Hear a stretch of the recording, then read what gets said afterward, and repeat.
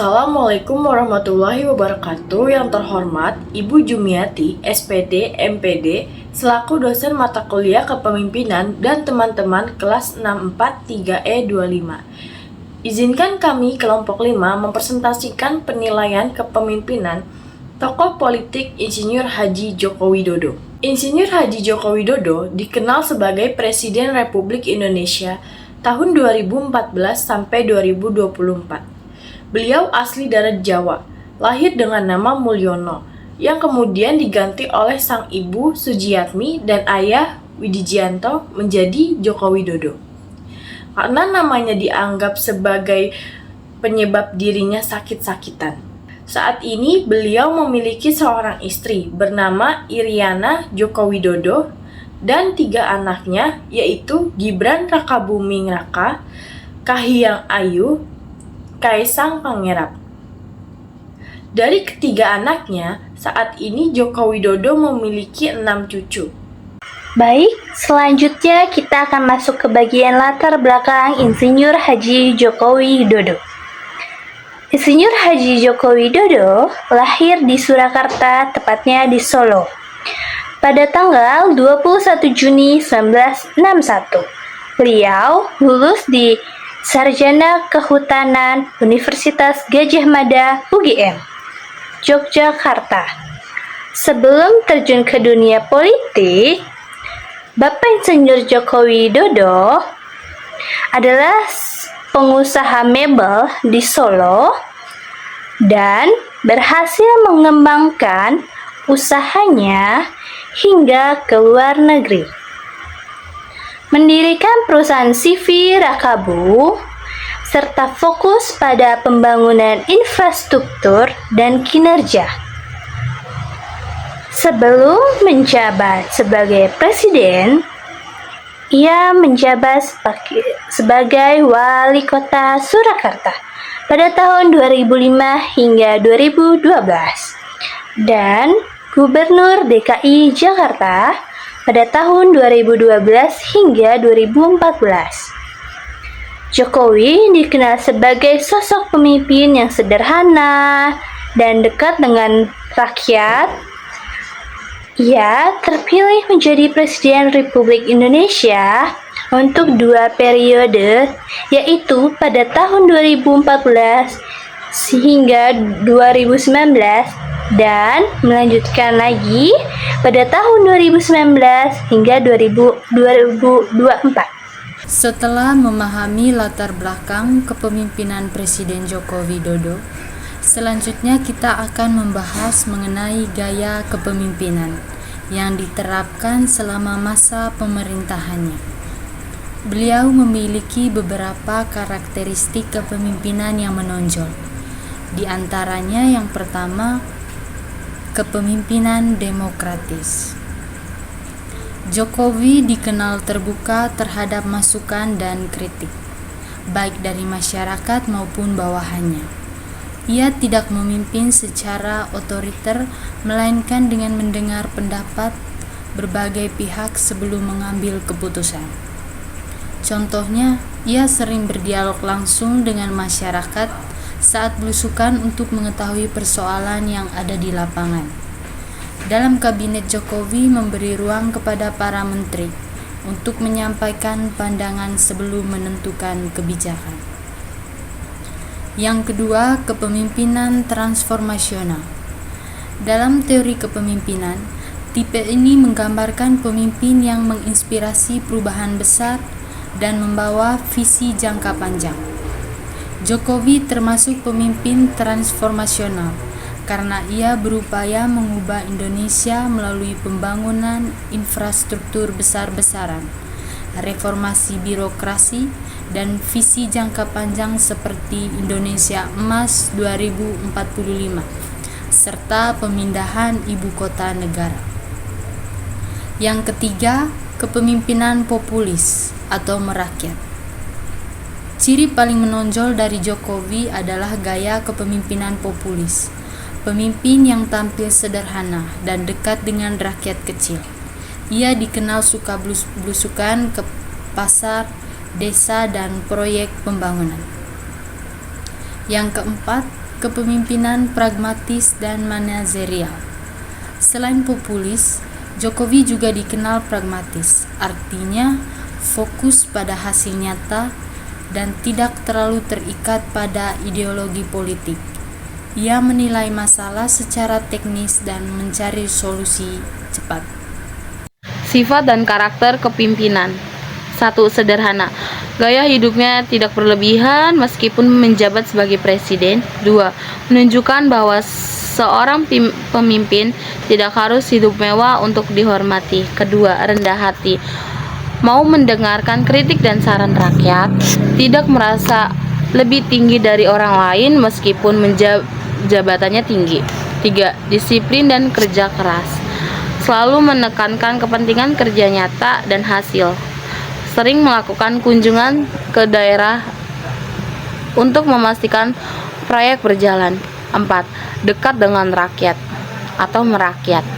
Gemar belusukan untuk melihat langsung kondisi rakyat.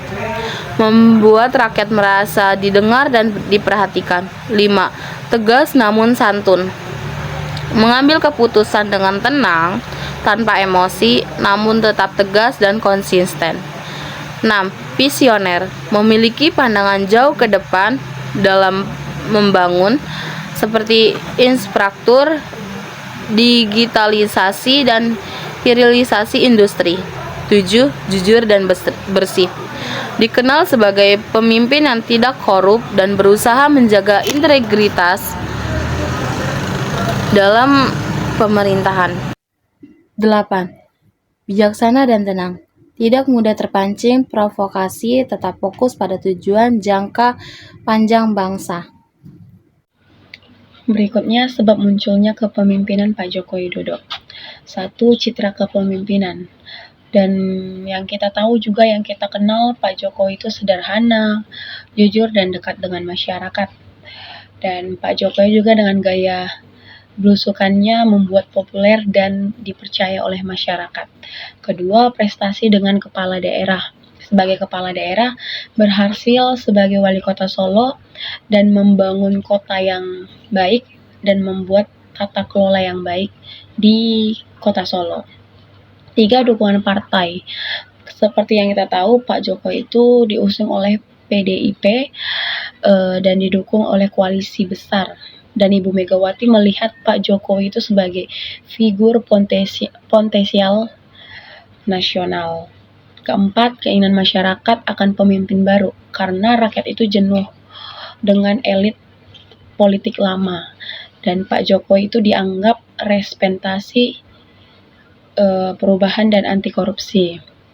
5. Populasi dan media. Media menyoroti gaya kepemimpinan Pak Jokowi itu unik dan citra positif tersebar luas secara nasional. 6. Kondisi politik yang mendukung. Tidak banyak pesaing dengan citra sekuat Pak Jokowi, dan stabilitas politik dan dukungan publik tinggi saat pemilu 2014. Selanjutnya, kebijakan dan program utama dari Insinyur Bapak Haji Joko Widodo dalam kepemimpinan. Selama masa kepemimpinannya, Jokowi meluncurkan sejumlah program dan kebijakan besar, antara lain 1. Pembangunan infrastruktur. Membangun jalan tol, pelabuhan, bandara, dan bendungan di seluruh Indonesia untuk meningkatkan konektivitas dan pemerataan ekonomi. Yang kedua, reformasi birokrasi. Mendorong digitalisasi layanan publik dan pemangkasan jalur birokrasi agar lebih efisien dan transparan. Ketiga, kebijakan ekonomi. Fokus pada industrialisasi dan hilirisasi sumber daya alam serta menarik investasi asing melalui UU Cipta Kerja. Keempat, kesejahteraan sosial.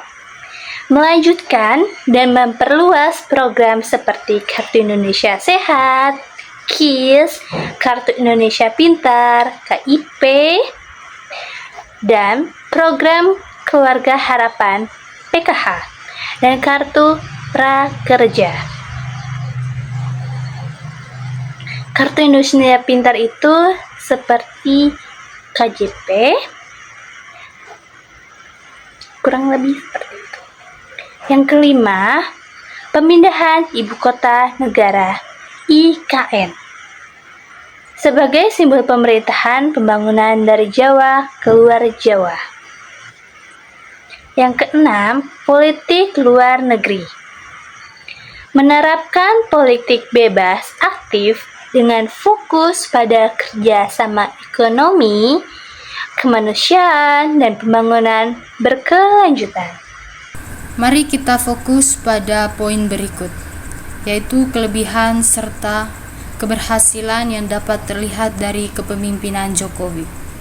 Yang pertama, kemajuan besar di sektor infrastruktur yang mempercepat mobilitas dan distribusi barang. Yang kedua, peningkatan investasi dan daya saing ekonomi Indonesia di kancah global. Yang ketiga, kedekatan dengan masyarakat yang menciptakan citra pemimpin sederhana dan merakyat. Yang keempat, reformasi layanan publik melalui digitalisasi dan sistem daring. Yang kelima, peningkatan kesejahteraan sosial, terutama melalui bantuan langsung kepada masyarakat miskin. Kekurangan dan kritik. Di sisi lain, kepemimpinan Jokowi juga mendapat sejumlah kritik, yaitu satu, kurangnya perhatian terhadap isu lingkungan hidup terutama akibat pembangunan infrastruktur besar-besaran. 2. Kebijakan kontroversial seperti Undang-Undang Cipta Kerja yang dinilai lebih berpihak pada infrastruktur. 3. Lemahnya penegakan HAM dan kebebasan berpendapat yang dianggap menurun selama periode kedua. 4. Sentralisasi kekurangan politik. Dengan melemahnya peran oposisi dan dominasi partai pendukung di parlemen. Berikutnya, dampak kepemimpinan Pak Jokowi. Ada beberapa dampak kepemimpinan Pak Joko Widodo, yaitu pembangunan infrastruktur besar-besaran. Pak Jokowi dikenal sebagai proyek-proyek infrastruktur besar seperti jalan tol, pembangunan pelabuhan, bandara, dan kereta cepat Jakarta-Bandung. Dampaknya konektivitas antar wilayah itu lebih cepat, lebih mudah, dan biaya logistik itu menurun. Peningkatan investasi dan kemudahan berusaha melalui reformasi birokrasi dan sistem online single subscription atau OSS, proses perizinan usaha itu menjadi lebih mudah, dan hal ini meningkatkan minat antar dalam dan luar negeri itu meningkat. Dan berikutnya, pemerataan pembangunan ke daerah. Pak Jokowi itu menerapkan Indonesia sentris, bukan hanya di Pulau Jawa, tapi Pak Jokowi juga melakukan pembangunan di Papua, Kalimantan, dan di Sulawesi agar tidak adanya kesenjangan antar wilayah. Dan berikutnya, penguatan sektor UMKM dan digitalisasi ekonomi. Melalui program Bangga Buatan Indonesia, Pak Jokowi ini membuat bantuan modal UMKM serta dorongan terhadap ekonomi digital. Banyak pelaku usaha kecil itu bisa menjadi berkembang. Dan berikutnya, reformasi pelayanan publik dan transparansi pemerintahan. Sistem administrasi publik semakin berbasis digital seperti EKTP dan sistem transparansi anggaran. Ini dapat memudahkan masyarakat itu lebih mudah mengakses melayani ke pemerintah. Dan yang kita ketahui, kepemimpinan Pak Jokowi ini memberikan dampak besar dan nyata bagi pembangunan Indonesia. Kesimpulan, secara keseluruhan, kepemimpinan Joko Widodo dapat dinilai efektif dan berorientasi hasil. Dengan fokus kuat pada pembangunan dan kesejahteraan masyarakat, ia berhasil membawa perubahan besar di bidang infrastruktur, dan tata kelola pemerintahan. Namun, tantangan seperti isu lingkungan, demokrasi, dan ketimpangan ekonomi masih perlu perhatian serius. Kepemimpinan Jokowi menunjukkan bahwa seseorang pemimpin yang dekat dengan rakyat, berani mengambil keputusan, dan berfokus pada hasil nyata dapat membawa Indonesia menuju arah pembangunan yang lebih maju.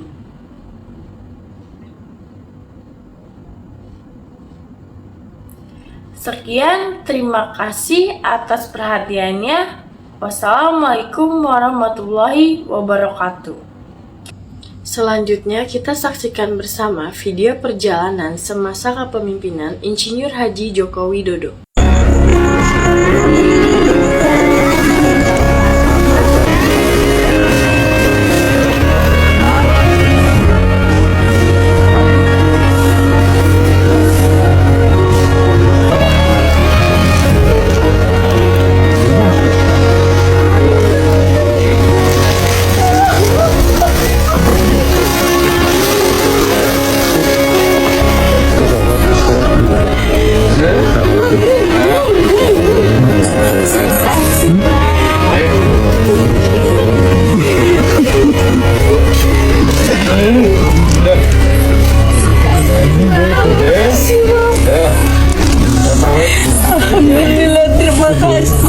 Ya, nggak tahu kalau Bapak Presiden mau datang.